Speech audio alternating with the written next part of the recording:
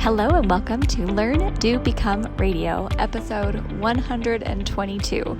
I'm April Perry coming at you from the park, sitting outside on the grass on my phone. And I am so excited to share this interview that I recorded with Dr. Don Wood. I just spent the last couple of hours sitting inside the library, listening to the recording, typing up all the notes that you can find on our show notes page, and thinking about how much this is not only going to help me, but I'm hopeful that it will make your life easier and more exciting and make things more clear, especially if you struggle the way I do, feeling a little overwhelmed when so much stuff hits you at the same time. Although I love being organized and I love our STEP and our Arise program, I struggle too. I have a lot of things I'm working on, and there's a lot of things that are frustrating to me, and I'm trying to navigate life and all the stuff that's going on just like you. Well, I want to create a life that's helpful, and I want a family that's strong, and I want to be able to do things that are meaningful in the world, to be able to be a support and make a difference. I'm not always great at it. So what I learned today as I listened to this interview again was that there are simple things that we can actually do on a daily basis to help our brains to calm down. And so I can't wait for you to listen. Okay, just a few quick links to let you navigate where you might need to go. All right, I've typed out a pretty good synopsis of this whole interview at learndobecome.com/episode 122. So you can just go to that show notes page if you want to skim. And then if you decide you want to listen to the whole thing, great. Or you can just go ahead and listen. And I hope that it will be wonderful. Okay. Also, he has an amazing program. I've gone through it twice. I'm a member of his. It's called Forever Tribe. So I listen to his audios regularly. I really love what he's put together. And we have an affiliate link at learndobecome.com/TIPP. That's his tip program. And on our show notes page, we have a link to our Connect page, which gives you access to our free community Facebook group if you want to come share what you learned in this episode. There's also a link to our podcast and our YouTube channel and our formal programs if you want to learn more about those. So I hope you're excited. Thank you so much for being here with us, and I cannot wait for you to hear this amazing interview. All right. Hello, Dr. Wood. Thanks so much for joining us today. Hi, April. Great to see you again. Okay, if anyone is brand new, just want to let you know our episode 79 of Learn, Do, Become Radio introduces what Dr. Wood does, how he helps update and reboot your mind and help you heal from trauma and maximize performance and be able to really just live using your energy and creative talents beautifully instead of rehashing all the things that have gone on in the past. Did I explain that well enough, or anything else you would add, Dr. Wood? That sounds good. Yeah. Okay. Good. Trauma loops, keeps looping. Yes. And the thing is, in our community, a lot of people come to us initially with this solution or looking for the solution to just clear clutter. Oh, I've got a cluttered desk, or I've got lots of papers, or I have, a messy house and I want to make it clean. And that was my pain point too, which is why I, started working here at Learn, Do, Become. But what we found is that it's a lot less about just cleaning up your house. There is so much going on behind the scenes. And I mean, this as well as anyone, that our minds are in essence guiding this whole process. When your mind feels calm and safe, you can move forward and do things beautifully. When your mind is worried and you're full of fear and you're anxious and you're depressed and you're, getting upset all the time, it's really hard to do anything meaningful because you're just spending all of your energy managing that trauma. So anything you'd want to add on that? Yeah, no, that's a great way of explaining it. So because most people are taught to live and manage and cope with it. Mm-hmm. And really what, as you know now, right, with the program is that we say, no, we can fix it. Yeah. You don't need to learn to live and manage with trauma. Mm-hmm. Trauma is creating a glitch, an error message. Because your subconscious mind, which is survival based, is constantly looping through that trauma. Yeah. And your subconscious mind is fully present. So it's experiencing trauma memory in real time. Yeah. And that's what's creating that dysregulation of your nervous system. And it was so helpful. I think the line that keeps coming back to me over and over and over again is, there's nothing wrong with you. There's just that glitch, or you've done something to help you either feel safe, or these patterns that you created So I think that brings a lot of comfort, because then you don't feel like, oh, I just need to go get pumped full of medications because something's clearly wrong with me, right? Because that's how I felt in the past. And I'm not going to get into the whole debate on medication and when or where or what, because I'm not a doctor. But and maybe you have something to say on that, but I just want to emphasize that to start out knowing I'm not broken, there are things I can do inside my mind and in my brain. I think that's just really empowering. But anything you would add on the medication side just to get started? Because I just want to make sure that we're providing as much good information as possible. Yeah, well, a lot of times people are on medications, and medications, I'm not a big advocate of medications, except for the fact that if it helps you temporarily get through something in order to get the help that you need, I get it. Yeah. The problem is I see people who will come in and they'll be on 10 years of anti-anxiety medication or 10 years of depression medication. I'm like, that's not what it's designed to do. It's designed to help you get through it while you get it addressed. Okay. So, and again, just what you said, April, was perfect. Is I start off every session with somebody saying there's nothing wrong with you, right? The reason your mind, so when people say to me, I have anxiety or I have depression, I say, you don't have that. That's symptoms of something else. Yeah. Anxiety is a symptom of another thing that's happening, the way your mind is responding to something. And so because people identify with these labels, and what I say is anxiety is coming for a reason. Yeah. There's nothing wrong with you. Your mind is obviously dysregulated. And it's dysregulated because your mind has experienced things different than I did or you did. Yeah. And so your own unique set of what I call atmospheric conditions, right? So if you grew up in a world that was dark and stormy, so, and I hate this in case you got Seattle listeners, but say you lived in Seattle and it rains a lot, right? Well, that seems normal, right? Yeah. And I'm coming from Florida. I'm like, oh, wow, it rains a lot here, right? It's a just different set of circumstances, right? Yeah. So it's the same thing with the way our minds work. If you've had a lot of trauma in your life, you're dealing with all that trauma. So those are your atmospheric conditions, and that's going to create your mind to produce thoughts differently. Right. Okay. Now that's so helpful. And as Dr. Wood and I were talking before the recording, we were kind of talking about the outcome, what we want for this podcast. And initially, I just want to let everyone know Dr. Wood has an amazing program. It's called TIP. Well, is that the full name of it?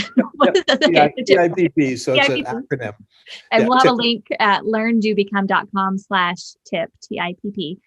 But I want you to know his program's amazing. And it's a 4-hour initial session, but he has it broken into videos, a little smaller, more bite-sized. And then he has these audios you can listen to. And I subscribe. I'm part of your monthly group and I listen to your audios. I've gone through the entire program online, I think twice. And I've listened to all of the audios at least 3 times. And they're really good. They're amazing. And so his full program is awesome. But we had a lot of people saying, well, what if I can't come into full program right now? What can I do right now? So I want to talk about some initial things. And I've got a list of questions here to cover, but just want to share briefly my experience with this, because I mean, I am very familiar with Dr. Wood. I feel like I know your voice so well after listening to you all the time. So many so times. We're good friends. But what has been so helpful to me and such a difference? So growing up, I mean, I probably started feeling kind of anxious feelings maybe around the age of 9. And I wanted straight A's in school and I wanted to fit in and I wanted to be an achiever. And in high school, I mean, I literally had rashes all over my neck, just stress. I felt like there was so much I had to do and I was always pushing myself. And as I moved into motherhood and then supporting a family and working with my husband and all the things we were doing, I started having a lot of meltdowns. I'd be crying often. My hormones would be swinging. There was so much going on. And I remember at least 4 or 5 times just crying to him and saying, I think something's wrong with me. I think I just need the doctors to give me something because I can't do this. So my husband is like super patient and he has worked with me and we've done lots of books and talking, and he wasn't opposed to me going to a doctor. He's like, April, the doctors don't know you. They're just going to give you something that you don't know if it's going to help you or not. Let's talk through this and work through it, Anyway, over the period of time and all the things I've learned, going through your program and all these audios and learning. Like, I have 0 rashes. The dream that I talked about, I went back and listened. It was at minute 49 of our episode 79, where I said, okay, Dr. Wood, what's this vision you could paint for me? That I could wake up in the morning and just feel peaceful and move through my day and get things done and address challenges as they come, but not feel stressed out and just kind of go to bed relaxed. And you're like, yeah, that's fully present. You just described this ideal. Okay, well, that's where I am right now, where I'm not waking up afraid. I'm not freaking out. I don't have the stress rashes. And I don't feel any need to go to a doctor and have them fix me, because I'm like, I think I'm doing great. Like, I still have problems and I still have challenges, but there's no more of that, like the panic, waking up scared and stressed and that type of thing. So anyway, I just want to report back to you on that, first of all. Awesome. And you look great. So obviously life's being good. It is being good. And I feel so grateful to you for helping me reprogram the way I was thinking. I still have some more questions though. So are you ready to dive in? Sure, absolutely. I was so excited. I'm like, okay, what can I ask Dr. Wood today that's going to take me to that next level? And not just me, but our community, because I sourced questions from the whole community asking, okay, what do you guys want to hear? And how can we get more support here? Okay. So question number 1, and this is kind of the main thing I wanted to discuss today. What about when it's not a past trauma? For example, I love that you've helped me with things like, oh, it was a really hard time I went through, or there was one event, or there was something. I know you've helped people like in the Boston Marathon bombings, or people who've gone through something like horrible that happened and then had an end point. But there are a lot of things that are cyclical. Like if you are living, let's say you have an emotionally abusive spouse, but you don't think you could leave because you don't want your children to now be alone with that spouse if you're sharing custody or something like that. So you're there to stay to keep your children safe. I know there are people in that situation. Or what if you are deep in debt and no matter what you're doing, you just feel like debt is just this weight and you don't even know how to process the past trauma because you're just in it. Every day you've got a new bill. Every day you've got to buy food. You don't know what to do. Or if you're parenting and you have, a minor who's living in your home who can't be independent as an adult, you're in charge of that minor. And either there is special needs where your child literally could die if you're not watching and taking care of that child, or there's misbehavior that you feel like you need to be monitoring round the clock. So there's never like a time you feel like you can rest. Or if there's politics going on. I mean, we've seen that where there's just issues and it's just constant. Every time you open your social media, you see it. It's not like one trauma. It's like an ongoing tension. I don't want to keep going on about all these bad things, like, right. Or a stressful job or a stressful coworker, or you're living with an addict.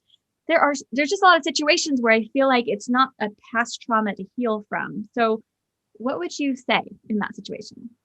Well, that's a great thing because a lot of times people do have that issue. So if you're in a current situation that is creating stress right then, that's why our program is so important, because the current stress is going to activate the old traumas in a much bigger way.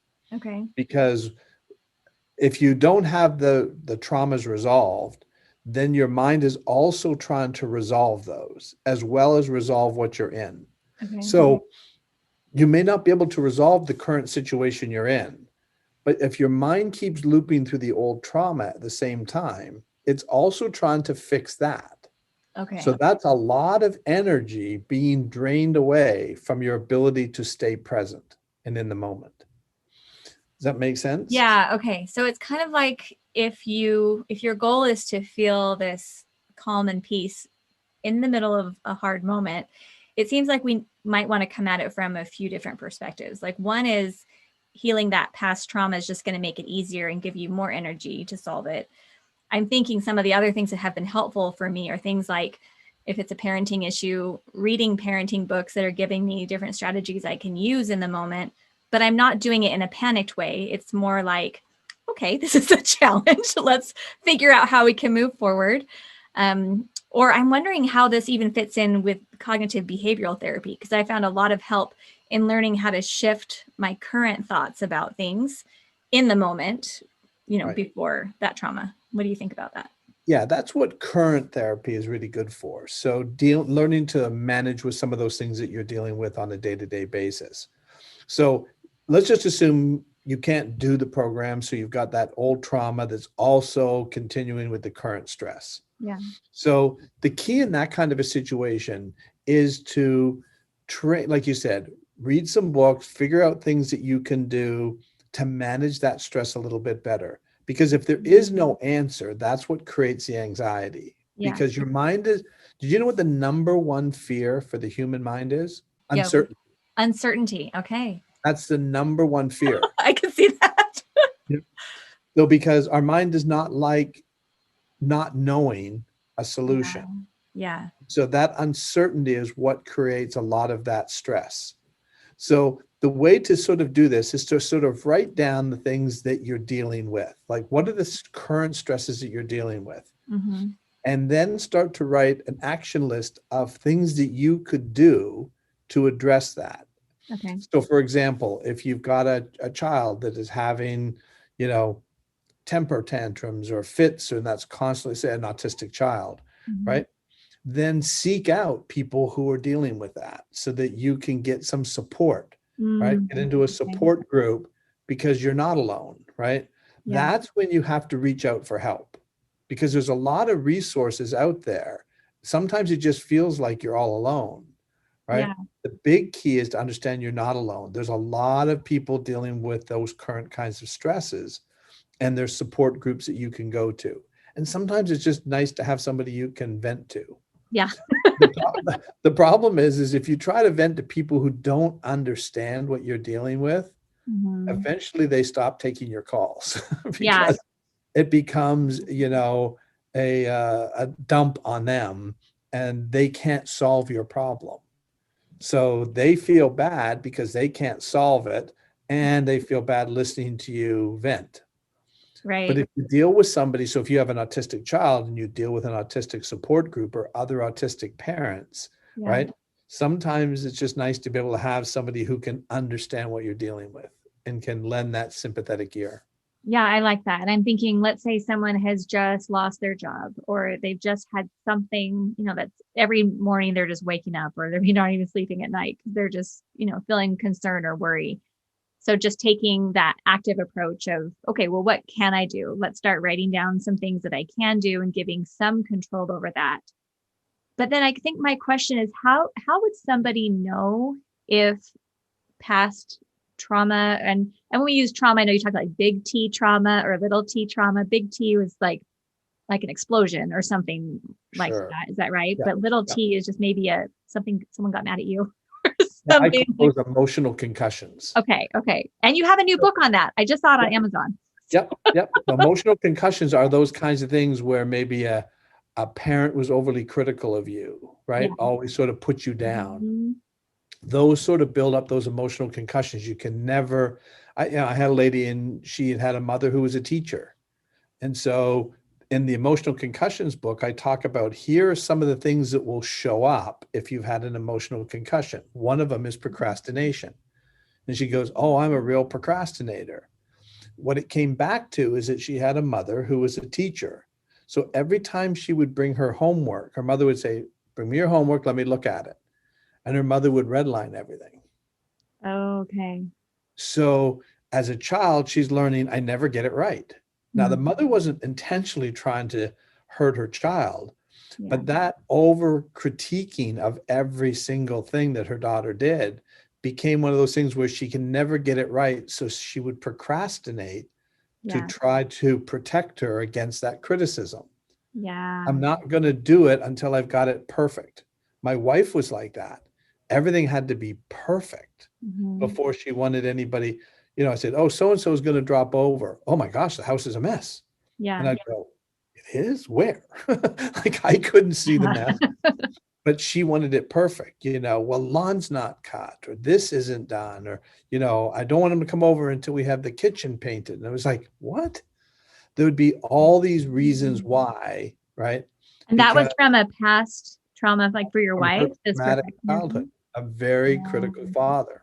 Right, who was constantly putting down not only her, all their children. She had 6 children, Okay. So he was one of these guys that thought he was the smartest guy in the room. And he was by nowhere near the smartest guy in the room. And I remember when I was just dating my wife, and I was sitting at dinner one day and he made a comment on something. And I was like, no, that's not right. Yeah. And you could almost feel the tension in the room. Like, oh my, you don't say that to him, right? And he was like, no, I'm right. I know that's right. And I said, no, you're not.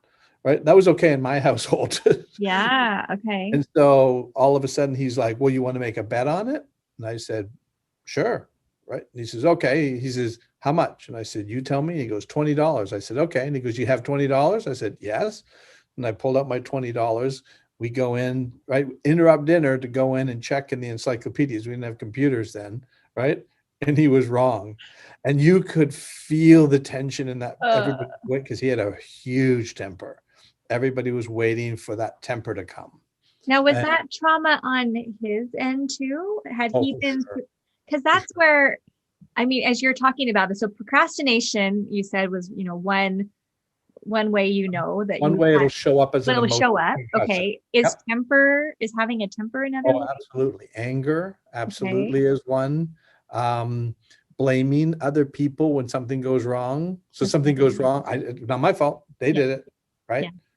And what I talk about is if you want to be successful in your life, the key is to not blame other people. Right. There's all these emotional concussions and they may be coming from, like I said, there's nothing wrong with your mind.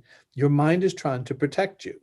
Why would somebody blame other people all the time? It's because I don't want to take the blame. I used to get in trouble all the time. I would get hit or I would get beaten or I would get yelled at if I got something wrong. So when something goes wrong, it's an immediate look, there it is. There's the problem over there. It's not my problem. Interesting. Okay. Right. Well, now let's say you're living with someone who procrastinates or who has a temper or is maybe blaming you all the time. I think I was listening to the podcast you did with Dave Asprey, and he was asking about, like, are there people, just a percentage of the world, who are just sociopaths and psychopaths? And I thought your answer was interesting. We said you didn't know, but that you really like to have an optimistic view that most people are trying to do a good job. That most people aren't trying to be psychopaths or sociopaths. But if you're in a situation where there's someone who's narcissistic or sociopathic or psychopathic, and or just someone who's really hard to be around, is there any way that you can help them if they don't see that there's a problem? Or what do you do in that case? Do you just protect yourself and create boundaries? You have to. What do you recommend? Yeah. Because the best thing to do is, first of all, have the understanding that it's not about you. Yeah. It's about them filtering through their own set of atmospheric conditions, which is creating their mind to produce thoughts. Okay. That happened, chances are, long before you ever met them. Okay. That was the thing that really, if you remember through our program, one of the things I talk about is I tell that story about the two sisters and the atmospheric conditions, and that things couldn't have happened any other way. That was a story that changed my wife's life, because that was one of the things that she always struggled with was, what if I had have done this? What if I had have done that? Maybe this wouldn't have happened if I did it this way, or all the things that she was struggling with. She was thinking that what she was experiencing with her father, that she had some sort of control over. She had no control over it. Yeah. He didn't have control over it. He had a huge temper. He was very dysfunctional. And so for my daughter, or for my wife, that was hard for her to understand until she got to the understanding through that story that he couldn't have been any different than he was based on his own atmospheric conditions that created that anger. Yeah. Chances are that happened long before she was ever born. She didn't create it and she wasn't responsible for it. So if you're living with somebody who has an anger issue or dealing with those kinds of things, you need to obviously protect yourself, protect your children from it. But at the same time, have an understanding, which, could also be a little bit of compassion, right? Yeah. That they don't know why they're even doing it sometimes. That it's just a response, right? And it doesn't mean, the great part about understanding is we don't have to be okay with it. Yeah. And we don't have to let them off the hook. Yeah. They're responsible for their behavior, even though they may be filtering through their own experiences to create that thought or create that response. They're still responsible, but we don't have to be okay with it. We don't have to let them off the hook. All we have to do is understand that they couldn't be any different. I think that is really, really powerful. And I think I went after going through your program and learning a lot of these things. And sometimes I didn't realize it myself, but my husband and I went away for a getaway last summer. And we laugh now. We're going to go do the same getaway, but we're like, we're going to do it right this time, because last time we were both super grumpy. We didn't even talk the way home. Like it was like not great. And what had happened is both of us had been dealing with some past trauma or just past emotional concussions, things that just had been really frustrating to us. But we were dealing with them in different ways where neither one of us felt supported. It was like, he's doing what he needed to do, and I was doing what I needed to do, but neither one of us understood the reason behind it. And so we were so frustrated with each other. And then anyway, we pulled over on the way home because we were like, man, this turned into a really bad getaway. We pulled over on the way home and we just started talking, like, hang on, like something's up. We need to talk about this. You know, why were you so upset about that? Why was I so upset about this? We started talking. And both of us just opened up about things we hadn't even really been consciously thinking about, but probably because this is what happened when I was younger, or this is what happened when I was younger. And now I'm doing this as a way to, make things better.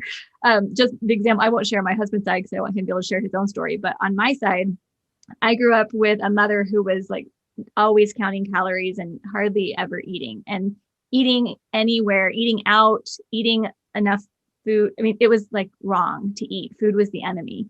Mm-hmm. Just because she had a lot of children, she gained weight, and she was, wanting to try to lose weight. So I grew up like that. But she would tell me, she would watch me. And like when I was 9, she said, hey, April, I noticed you have a tendency to gain weight. I think you kind of need to be careful. And she would kind of be watching me as closely as she was watching herself. And I would hear all the negative things she'd say about herself. And I just assumed she must think all the same things about me if I was gaining weight too. So there was this issue. So on our getaway, I'd brought a big blender and I'm making all my spinach smoothies and I'm trying to eat all this healthy food. I'm trying to spend my morning exercising, and we're not even getting out to enjoy the views and the sights because I'm so busy trying to exercise and eat my green smoothies.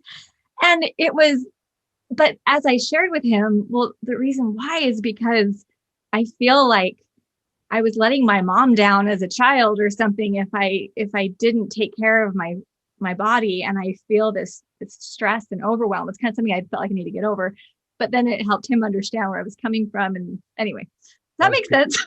that was awesome explanation. It's exactly what it was. That's an emotional concussion. Mm-hmm. Your mother wasn't intending to hurt you. She was doing it in a loving way, trying to protect you. Yeah. But a 9-year-old doesn't have enough life experience to understand. Yeah. So you started putting some meanings to it, right? Mm-hmm. Then those meanings get stuck. And so then that continues to operate, and still operating as an adult. Yeah. So those are the kinds of things that need to get healed. Oh. And here's a great way to and what you did was perfect, because this is the way I always explain to people. If you're a couple and your one spouse is, expanding and you're having trouble, the best thing to do is sometimes just say something like, I can see you're really upset. Can you help me understand if there's anything I can do to help you right now? Right? Or would you prefer a little bit of time on your own? Yeah. So what you're said in that statement is, I can see you, right? I can see that you're struggling, right? Yeah. Can you help me to understand if there's something I could do to help you right now? Or do you need a little bit of time on your own? Yes. It's a perfect way to say it, because they may turn around and say, well, here's what happened today. Now I understand why you're doing this. This makes sense to me. Yeah. But if what happens is, if their expansion activates you right into your traumas, then you expand, and then you stop talking. Well, and sometimes I think the other person, like I was talking to a friend whose child was just yelling at them over and over and over and over and over again. And sometimes if you say, oh, do you need space right now? Or, something I can do, they're just going to keep blaming you. They don't want to stop the cycle. So I think maybe that's where the boundary needs to come in, saying, let's take a break for an hour and then we'll come back and we'll talk some more. Sometimes you need to be that. Keyword, though, is understand in right now. So what you say to them is, help me to understand if there's something that you need right now that I can help you with, or we're going to take a look at this in a little bit. Yeah. Okay. But you're not going to sit there and take it. Right. Right? And I think I can help you right now. Tell me what it is. If you can't tell me what I can do to help you right now, I'm going to give you your space. Yes. Okay. Now I've noticed with couples and with deciding on earning money, I'm just going to bring this one up because this is one I've heard several times. Sometimes often there are deep money issues, and that has to do with professions and choices and things like that. And I'll give just 2 examples and love to hear your feedback. One is there's a woman who wants to earn money and has an opportunity to earn money, but she knows, or she assumes, that once she starts doing that, her spouse will feel threatened, like, oh, well, what if you out earn me? Or you're maybe there's something from her spouse's history where he feels like, I need to be the provider. And if my wife earns anything, then I'm not a man, or something like that. We've also seen on the other side where there's a man who perhaps wants to take a different job that maybe pays a little less, so the budget would be a little tighter. And the wife, who maybe either grew up with a lot and wants to keep it, or grew up with very little and wants to be better than she was, is upset because she thinks, well, he should want a job that pays more because I want this lifestyle, right? And so there's stuff like that happens. So do you have any solutions on that one? Again, it's all coming down to understanding and communication. So if you take the spouse that you're just saying is going to be upset if they make more money, that may not be true, right? But that may be your interpretation of what you're assuming would happen, right? Yeah. So the best way to do is to communicate and talk about that. Just say, I have this opportunity, right? I think it's a great opportunity for us. It could help me earn a lot more money. Are you going to be okay with that? Because sometimes they say they're okay and then they're not. But you have to be able to say, I want that honest communication, right? Okay. Is there anything that would interfere, right, from your standpoint in me doing this? Because I want to take your feelings into consideration. Who could argue with that? Yeah. Right? It's having that understanding. That's the key. I understand, right? And I want to, if I don't understand, help me to understand. Yeah. Is a very powerful sentence. Yeah. Help me to understand what I could do, right, to make you comfortable with this decision. Yeah. Well, one exercise Eric and I did together, I don't know if you know, do you know Dr. David Burns? Have you heard of him? He's a leading psychiatrist, and he's retired now, but he's written many books. He has a podcast, but his book Feeling Good and When Panic Attacks, his newest book's called Feeling Great. But he basically teaches a form of cognitive behavioral therapy that's wonderful. And in his books, he has this mood log where essentially you write down how you're feeling and what are the thoughts you're having at the time. So what's been helpful is my husband and I have sat down together. Sometimes when I'm having, like, I need to dig deeper, something's going on, I don't know why I'm so angry. And so we'll sit down together and we'll do that. And as I write down my thoughts and I say them out loud, and then I'll hit usually on the one that's the core, I'll kind of get to that rock bottom, like, that's what it is. That's the issue I didn't even realize consciously, but it was down there.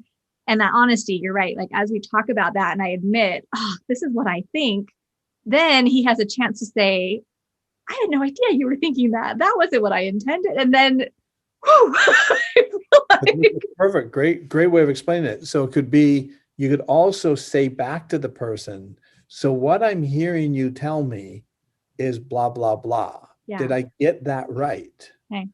And then all of a sudden you go, oh gosh, that sounds really bad when you just said it that way. Yeah, you got it right. But yeah, that's not very good. I know. Right?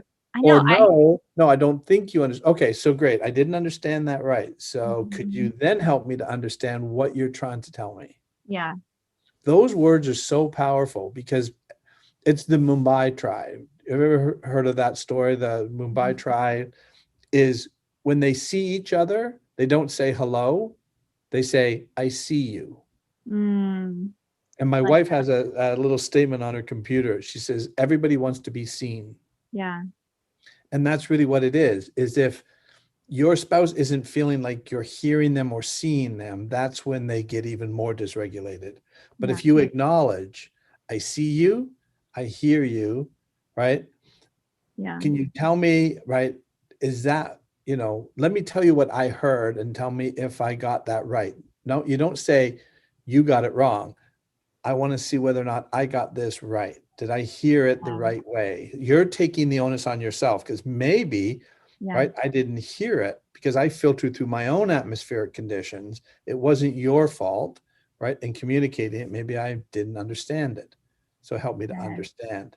Just those simple words, understand, right? And just listening and seeing them. Sometimes just our spouses need that.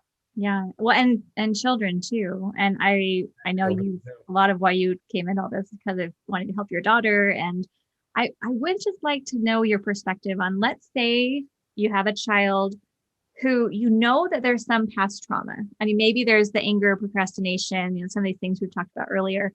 Or maybe, things are really hard for that child for this period of time. And I've kind of watched it happen. And you see these behaviors and you could see the two pieces of the puzzle. There was the trauma and there's these behaviors, but the child is resistant to wanting to get therapy or to even talking about it. And they don't have the ability to reflect. I mean, a lot of things that I went through when I was younger, I couldn't talk about them for 30 years because I didn't think about it. It wasn't, you're not often introspective when you're 15, 16, you just do things because you want to do them. So what do you recommend for parents who are like heart aching, staying up at night, worrying about their children because they obviously, yes, sometimes you have to create a boundary and just say, I can only do so much as a parent. I can't live their life for them, especially as they get into the teenage years. But what do you recommend when there's someone you love so much and you see it, especially when they're children? I think a big key is to share with them maybe some similar experiences that you had, and maybe here's some solutions I found, right? Okay. And again, if you come back to, I had this idea that maybe this therapy could be helpful for you, right? Is there anything that you could help me understand why that wouldn't be something you'd like to do? Is there a reason? Because they may turn around and say, well, because they're going to tell me I'm broken, or they're going to tell me there's something wrong with me. You need to know what the underlying reason they wouldn't want to go get help. And then sometimes to say, listen, sometimes I may not have the right answer. Maybe we need to see somebody who can help you, right? Sometimes I'm part of the things that you're dealing with. So I may not have the best perspective on how to help you. And I can admit that. So even with my own children, so I'm actually writing my third book talking about that because there were what I've learned about raising our children, and then obviously from developing the program, I could have done things better. I could have done things a little bit different, especially understanding now how powerful language and tone and everything are. So those are the kinds of things that we can learn from, right? Yeah. And at the same time, talking to your children and coming up, you'll be surprised what they'll tell you. You may not even like to hear it. Right. At the same time, they want you to understand. They want to be heard. So if you don't take the time, or you just get escalated and start yelling at them or telling them, you're gonna do this or else, or you don't have a choice in this matter. Yeah. I'm sending you to therapy. Well, good luck with that poor therapist. Right. I know. I'm like, there's no point. You can give them, online programs, you can give them therapy, but I think that's great. I love the idea of sharing your own experiences and just creating an environment where they can open up and talk. And I mean, at the same time, there's the guidance. I mean, I was reading about addiction. Okay, I love your addiction series. And I don't have like an abuse of a substance or anything like that for addiction, but I went through them thinking like, I think I was kind of addicted to anxiety. Like, oh, if something goes wrong, I should put myself in the center of it. That was pretty much how I solved everything for a long time. So I went through your audios, and every time you would talk about, using a substance, I would think, putting myself in the middle and putting everything on my own shoulders and being anxious. So I went through it that way, but I don't know how many people are aware of your addiction audio series. and how different it is from most addiction programs. And I don't know a ton about them, but I love how you associate like where things are coming from in your brain and where your brain puts truth and error and Yep. how that works. How did you come up with that, or how did you learn about that process? And maybe you could explain a little better to help people who might be in that, Yeah, I mean, the idea is addiction is, I believe, now AA and NA I know have done a lot of help to help a lot of people. So I want to be respectful of that.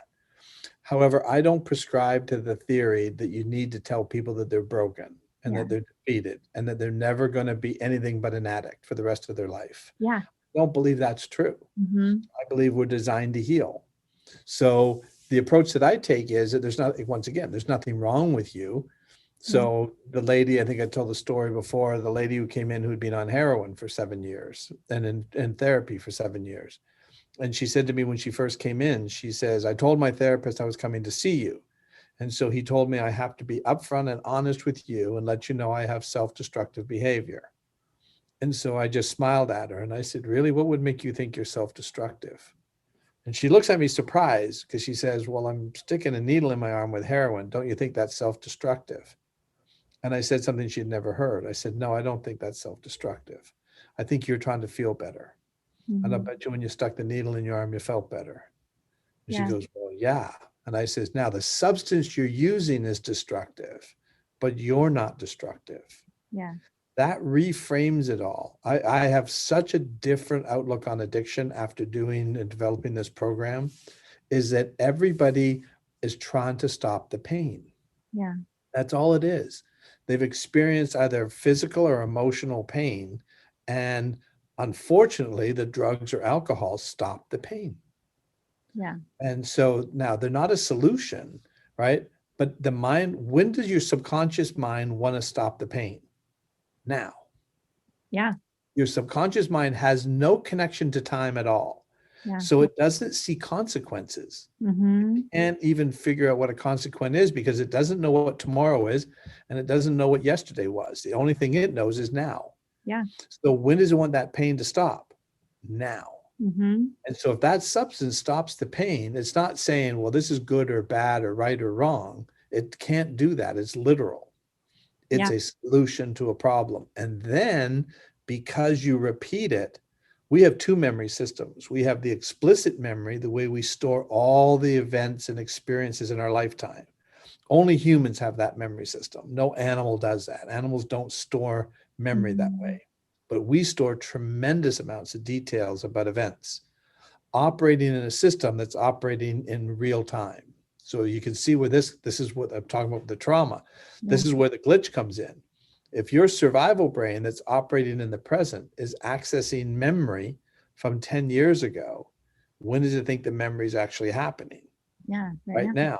And it wants a solution to it. And so it's going to create, so when people say to me, I sabotage myself, I say, it's impossible. The brain cannot sabotage itself. It's survival based. So they say, well, how do you explain why I would do this crazy behavior or why I would do this, right? It's to avoid pain. Yeah. So all of a sudden somebody says, I'm on this path for success. And all of a sudden, right, I start going and I start doing stupid stuff. I start spending too much money or I stop, going to work every day. I get in, why am I doing that, right? Isn't that sabotage? No. I had a perfect example. I had a guy who would come in very successful, making a lot of money, but he knows he could make more, but he seems to be hitting about the $2 million mark, right? And that seems to be where he plateaus. So we started talking about, he talked about his father who was very successful, but he saw his father have huge ups and downs. He went bankrupt 3 times, right? Still made a lot of money and then went bankrupt, made a lot of money, went bankrupt. So he was trying to say, well, if I stay at this level, your financial thermostat, safer, right? Like I'm not taking the huge risks.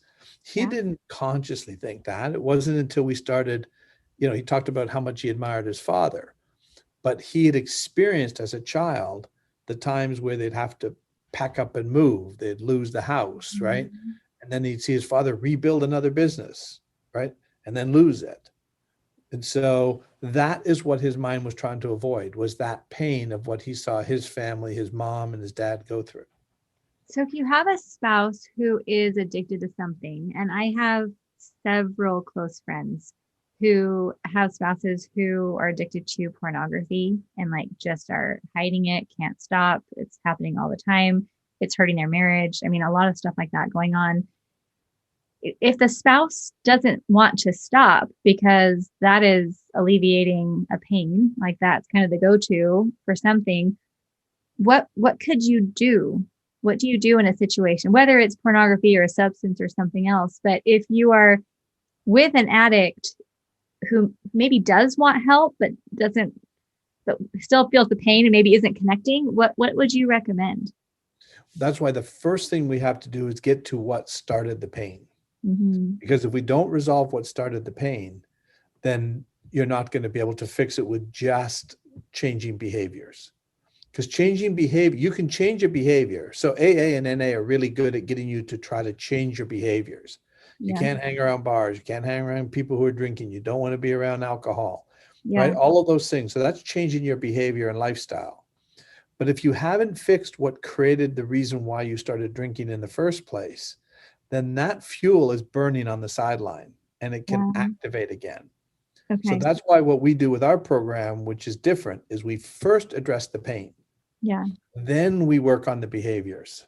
Mm-hmm. Everybody wants to work on the behaviors. I've got to change it. I got to get you to stop watching pornography. I got to get you to stop hanging out with your buddies and drinking. Mm-hmm. That's like spitting in the wind, right? It's really, really tough to do.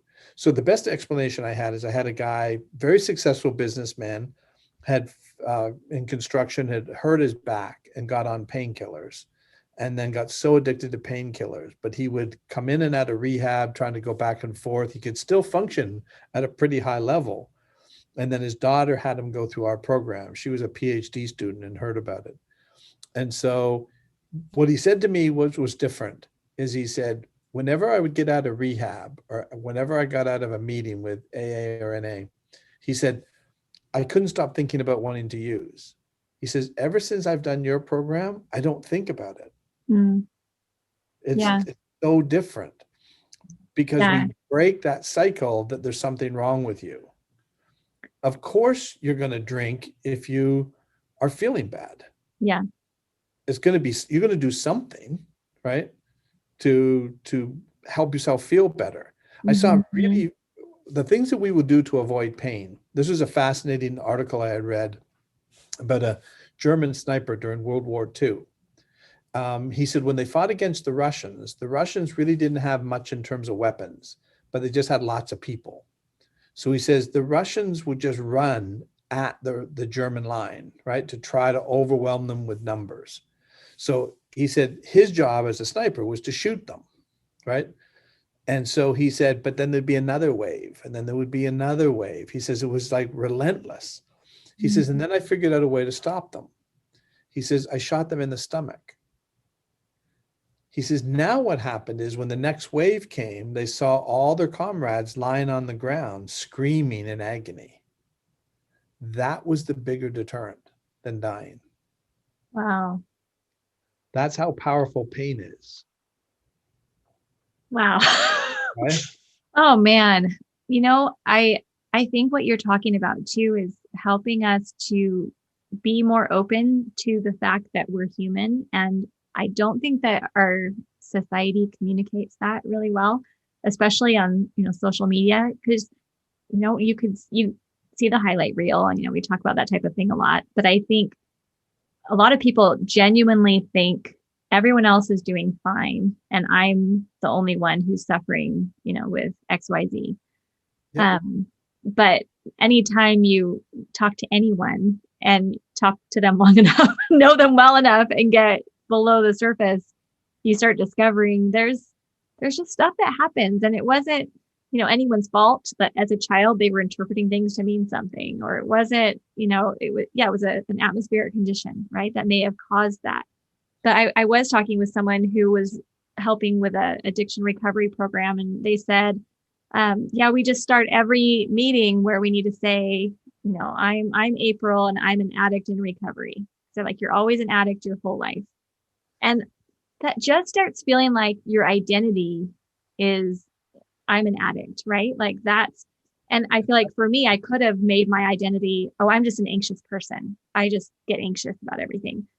But I really feel like I'm getting less and less and less and less of an anxious person, where I don't think of myself that way anymore. I'm like, I'm a very responsible person. And you might say I'm type A and I like lists and I really like to organize my house and clean things. I think it's fun. But I'm losing that need to try to seem perfect or to have to have everything just right. And one other thing that I heard, just maybe one more quote, I'd love your feedback on it. I heard, this is one of the things I learned from Dr. David Burns, but he said, there's no such thing as stress. And when I first heard that, I thought, wait, hang on a second. I've been stressed most of my life. How is there such thing as stress?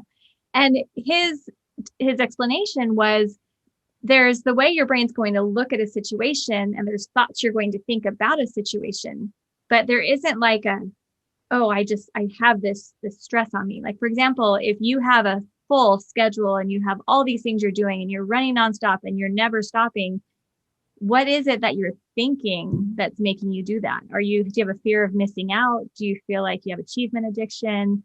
Is there like something else that's going on that's causing you to feel that it's stressful? Anyway, what are your thoughts on that? No, it's actually very smart, because stress, anxiety, all those different things are symptoms. Mm-hmm. They're not what you have.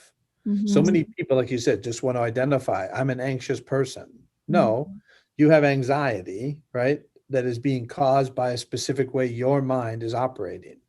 Yeah. Anytime you have this is the best way to explain it. Anytime you have an emotion, the purpose of the emotion is a call for an action.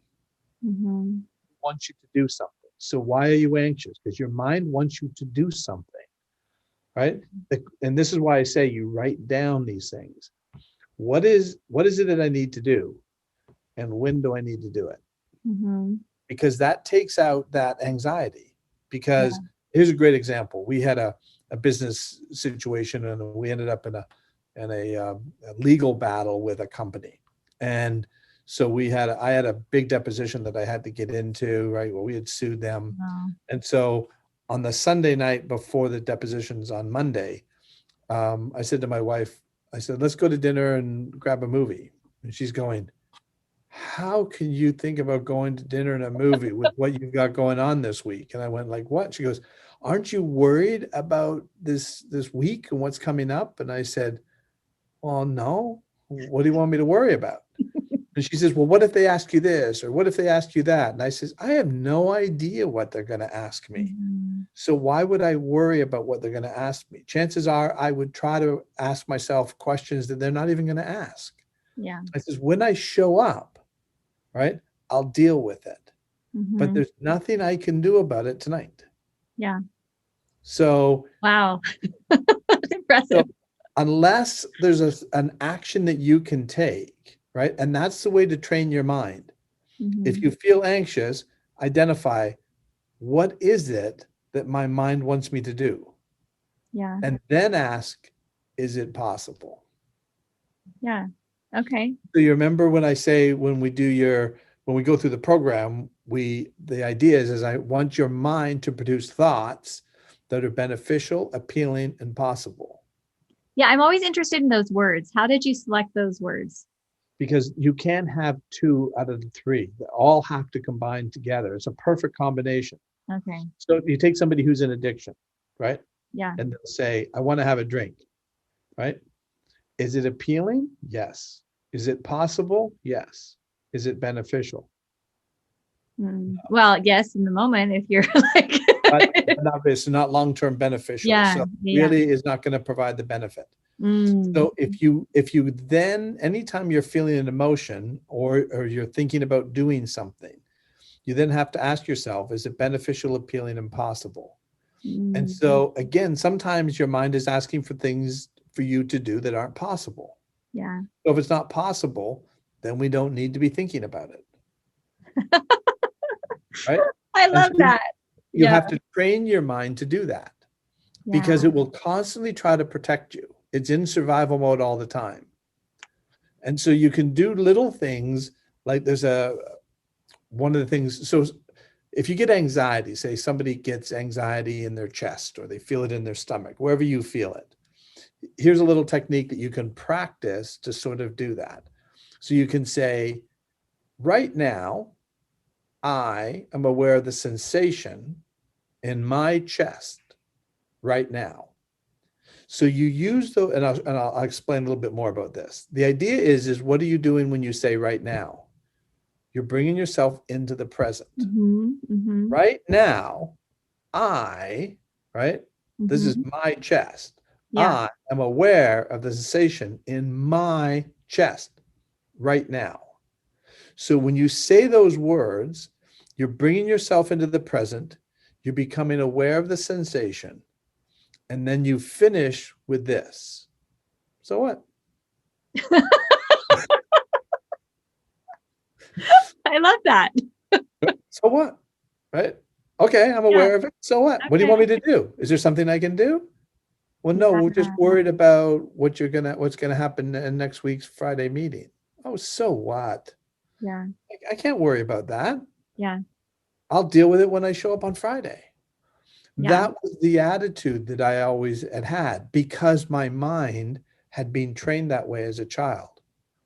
Mm-hmm. I could only deal, and I had the fortunate blessing of being raised by people who were truly the most present people I've ever met. I mean, they were always present. And so because they figured out how to keep my nervous system regulated, I was naturally able to do that. That made no sense to my wife. Yeah. The way she explained it, and not in a schizophrenic way, but she would say, I have nonstop chatter. I can't stop the chatter. How do you just sit there and veg out? That made no sense to her. Now she can do it, but she couldn't do it at the time because she would just said, my mind would never stop thinking. Yeah. And why did it do that? Because she'd been hurt. Yeah. So the world was not a safe place. I had a lady come in about a month ago. Her husband is a professional athlete, at a very high level. And when she heard me on a podcast talking about my wife's this is a great example.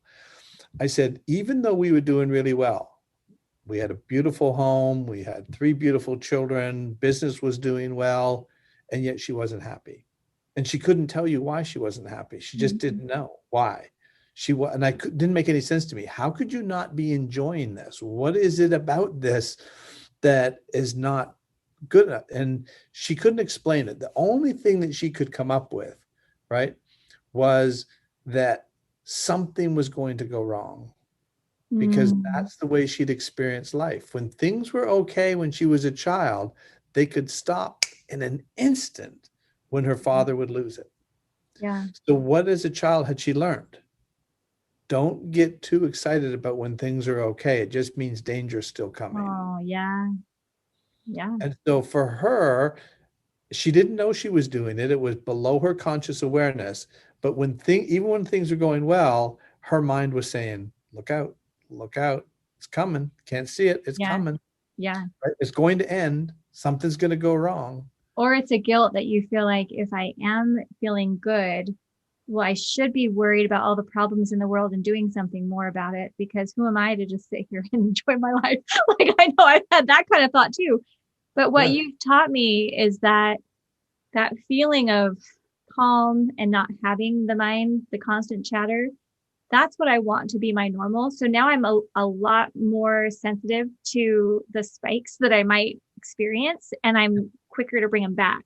Like, I had something I had to do, a decision I had to make a few weeks ago, and it was making me sick. I was like, oh, I feel so terrible. I had to do this. So I went through and did your 10 picture reframe, and I, took the memory and I scrambled it all up. And now, I didn't even think that until this morning as I was getting ready to record with you. I thought, oh, I haven't even thought about that for weeks, because as soon as I did that, it just kind of processed it, made it from, the high definition to the lower definition. I also noticed when I'm getting a little like frustrated, I won't say stressed out. Stress doesn't exist. Whatever it is, when I'm starting to think, oh, I have so much I need to get done, I kind of pause and think, wait a second, why am I putting myself into this? What do I really need to get done today? And if I'm trying to do someone else's responsibility, because I think like I'm learning how to create healthier boundaries and and healthier expectations. My husband was laughing at me the other day though, because I set this goal to be able to run. It's like we do this little 3-mile loop sometimes. And I had this goal that I wanted to be able to jog the first half. And I'd done it 2 days in a row. And the third day I thought, okay, I'm going to jog all the way. And then I'm going to maybe even do half the way back. I was going to try to stretch myself. But I hadn't slept well the night before and I wasn't feeling super energetic. And so as we're jogging, I said, yeah, I don't think today is the day I'm going to be able to, do all that running. And my husband's like, you should feel guilty about it the entire walk and not let yourself enjoy this, because if you're not reaching this goal, clearly something's wrong with you. He's just joking because he knows that's the way I, sort of think about it. So I'm learning how to kind of laugh at myself when I do expect too much or I'm getting into that mode, and I'm learning how to think myself out of it too quickly and get back to it. So that's been amazing. Well, there's where the best way to diffuse all of that is indifference. There's okay. where that's so what. I need to learn more about that. Okay, so what? That's so what, right? And so think about, you take your child to the mall, right? And you have to go home because you got to have dinner, right? And your child says, but I want an ice cream. And you say, no, we have to go home. We'll eat dinner. You can't have ice cream before dinner. So the child lies down on the ground, starts screaming and kicking. If you take the child and you get ice cream, what are the chances that you're going to go to the mall the next time? Oh, I learned that early on. Yep. Yeah. So the way to diffuse that is to say, all right, whatever, right? When you're finished, we're leaving to go home, but we're not getting ice cream. You just take that so what attitude. Indifference diffuses everything, right? Yeah. So if you've got all these things going on, you're thinking about all these things and you just go, so what? Like, is that anything I can do about what my mind wants me to do right now? No, then so what? Yeah. And I think it's having that balance of, I still want to be a goal setter. I still want to be able to do things that I'm excited about, but being able to take that more indifferent approach. Like, yeah, this is the goal I have and I'm working on it because I think it sounds fun and it's something to work towards. And this maybe could make me healthier or help more people or whatever. But it's learning that balance so that I don't have the achievement addiction, or I don't think my value is based on numbers or, how many tasks I check off in a day. That used to be a big part of my value was, well, how many points do I have at school? They had this, they had this gold W that you could get. Wilson High School was my high school growing up. And they had this gold W you could earn if you got a certain number of points. And you got points by being in clubs and doing sports or activities or whatever. And anyway, they had a diamond W that you could get if you got like all the points. So I got the diamond W because I'm like, I want all the points, that you could possibly get. But I was I spread myself so thin. I was exhausted trying to like reach for this diamond W. And so, looking back on it, I there's a lot of good that came from, participation. I got a full ride scholarship to college. Like a lot of great things came out of that. But I'm learning that those patterns that not just me, but that like society establishes is kind of putting you in a spot where you feel like you're always just running and racing to try to get a stamp of approval. Yep. And that indifference, I think sometimes that feels a little scary because you think, no, Dr. Wood, I've been trained to be an achiever. This indifference is not going to serve that. And so I don't know, any final thoughts on that? And then we'll practice it. And again, but that's why I say the idea is and the audios are designed to do that. Is it beneficial, appealing, and possible? And if you use that criteria, whenever you feel that stress come up, right?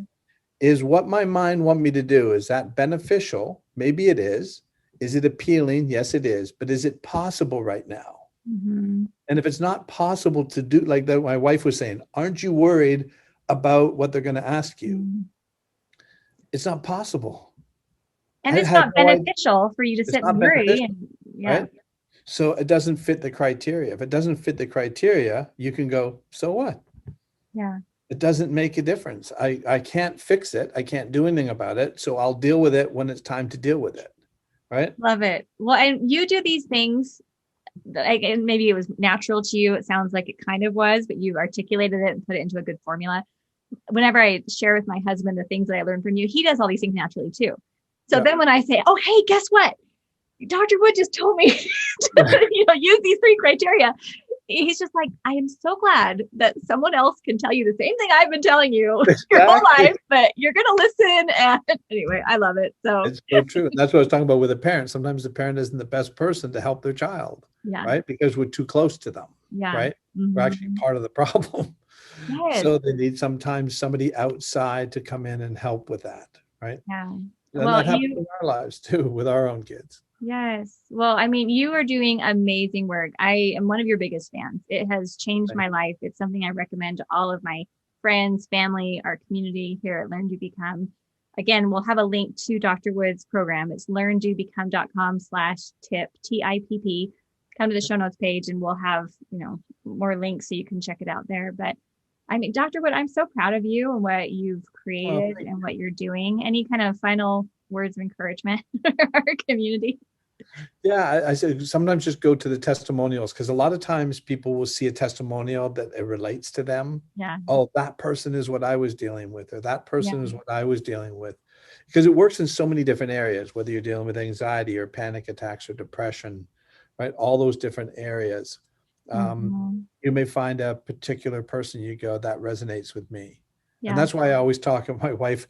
When I first met her, and she told me about all this trauma she'd been dealing with, I sensed something was wrong. I didn't know everything, but I sensed something was wrong. And she swore me to secrecy. You can never let anybody know this. I don't want anybody to know about my childhood. I don't want anybody to know about what happened to me. Now, everybody knows, because she has no more shame about it, no more, regret about it. Yeah. And at the same time, right, she's just like, her story is out there, but her story is so powerful because it's helped so many people. When I say, oh, here's what my wife dealt with, people will go, that's me. Yeah. Right? Yeah. That's what I dealt with. Right. And so because my life was so different, and interesting, like you just said, is that everybody feels like, that's only happening to me. That's what my wife thought. What she was experiencing was unique to her. I had the opposite. Because I led this really peaceful, loving, quiet life, I thought everybody lived like that. No. I thought my wife was the anomaly, because I'd never seen that. I'd never seen that in a house. Because even if I went to my friend's house, I never saw the dysfunction, because my friends aren't going to show that to me, and the parents aren't going to show the dysfunction. So I just assumed everybody was living my life. And then all of a sudden, when I met my wife and I got close very quickly, I could sense there was something wrong in this house, but I wasn't sure what it was. And then then they couldn't hide it anymore, because I was around too much. And then all of a sudden it was like, oh my gosh, how do you live with this? Well, but you're such a great example then of someone, you used your unique experiences to now do something that's going to help, that is helping support so many people around the globe. And that's where I think it feels inspiring. I know you work with a lot of, entrepreneurs or athletes or people who want to be able to use their unique talents to do something that they're excited to do. And I love that, because we never are taught these things in school. You're not taught how to process trauma, or how to, even all the things you've just shared so many amazing tips and ideas and things to help in the moment. But these are skills that most people never learn. And truths most people never learn. Like, there's nothing wrong with you. You're not broken. You're not self-sabotaging. I think that this podcast is going to bring a lot of relief to people who have had those voices telling them these things. So I'm thrilled to be able to share it, and just so grateful for all you're doing. Yeah, no, and I love what you're doing. You're helping so many people. So I love to help healers like you, to help heal more people, because as we said, it's just a matter of, people are feeling like there's no answers out there. There are absolutely answers. Yeah. So the problem is that if they've been dealing with this all their life, if you walked with a sprained ankle for 20 years, you just assume that you're always going to have a sprained ankle. Yeah. So all we have to do is heal it. And it feels so good. It's such relief when you realize, oh, I don't have to live like that anymore. And now I think I have to go back and remember what things were like, because once you're in that spot where you're feeling more present, you're not dealing with it, you're kind of moving on, with other things. You're not reflecting on it. Yeah, it feels normal. That's why I always tell people, when you're in the program, to start writing down things that you're noticing that are different. Yeah. And then have your spouse or other people tell you if they notice something that's different. Because like you said, once you start changing, you don't even realize you've changed. Yeah. My wife still does this. She still, even after all this time, she'll still say, I still find I'm surprised at how differently I respond to things. So she's still able to experience that, which is pretty cool. Love it. Okay. Well, hopefully we'll be able to help bring a lot more people into your work. And thank you again. Thanks for all your amazing work, Dr. Wood. Well, thanks, April. Enjoyed it. Nice seeing you again. Do. All right. Thank you so much for being here with us at Learn, Do, Become Radio. Remember, you can check out the whole synopsis and all of the related links, including links to books that we mentioned, by going to our show notes page at learndobecome.com/episode 122. If you want to learn more about Dr. Wood's formal program, it's learndobecome.com/TIPP. That is our affiliate link.